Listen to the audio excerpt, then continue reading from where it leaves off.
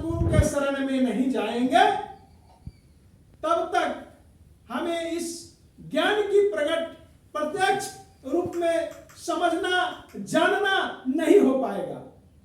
सज्जनों, अगर हम कहीं परिज्ञान को जहां भी जाने, किसी भी व्यक्ति कहीं भी आपको अगर जना देता है तो जान लीजिए, अगर अन्यथा नहीं कोई जनाने वाला है तो हमारे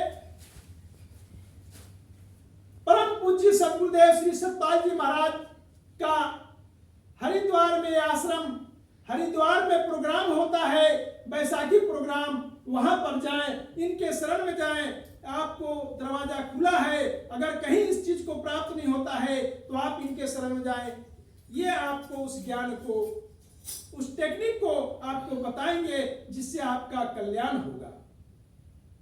सज्जनों, इस ज्ञान के बिना सब काम अधूरा है। कृष्ण भगवान गीता में अर्जुन से कहते हैं, हे अर्जुन, नाना शास्त्र पठन लोके नाना देवत पूजनम आत्मज्ञान बिना पार्थ सर्व कर्म निरर्थकम। हे अर्जुन, अनेकों प्रकार के शास्त्रों को पढ़ लो, अनेकों देवी देवताओं को पूज लो, अनेकों प्रकार के जग हवन तप कर लो, पर जब तक ये आत्मा का ज्ञान न होगा तब तक सब व्यर्थ होगा। जिस प्रकार हम अगर भोजन बनाते हैं, अनेकों प्रकार के अच्छे कंपनी का मसाला अगर हम डाल दें सब्जी में और नमक न डालें तो वह स्वाद सब बेकार हो जाएगा। और अगर कोई मसाला नहीं डालें और सिर्फ हम उस सब्जी में नमक डाल के भून दें तो भी व्यक्ति खा लेगा। सज्जनों, यह विचार करने की बात है कि वह नमक क्या है। वह नमक रूपी ज्ञान जो हमारा आत्मा का है। आत्मा जब अजर अमर है तो आत्मा का ज्ञान भी अजर अमर है। सज्जनों, हमें उस आत्मज्ञान को जानना है और वह जानकर भी हम संसार का अगर हम अच्छे कर्म करें तो अच्छा जो है हर कार्य में हमको शुभ होगा, हर कार्य पूर्ण रूप से होगा।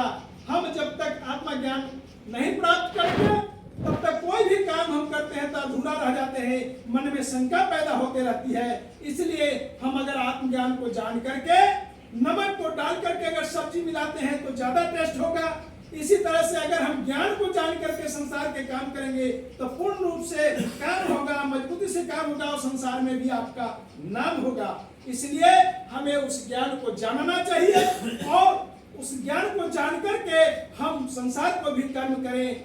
यही वाणी को कहकर मैं फिर एक बार कहता हूं कि जो भी व्यक्ति ज्ञान को जानना चाहते हैं, सत्संग में आना चाहते हैं, तो सत्संग में सत्य का संघर्ष किया जाता है, सत्य से मिलने का विधि सिखाया जाता है। इसलिए सत्संग में आना जरूरी है और उस सत्य को जानना जरूरी है जो हमारे अंदर, आपके अंदर ओतप्रोत है, सारे संसार के अंदर, घट घट के अंदर है। उस सत्य को हम सब जाने और इतनी कहकर मैं अपनी वाणी को विराम देता हूँ। बोलिए आनंद कंद भगवान की जय।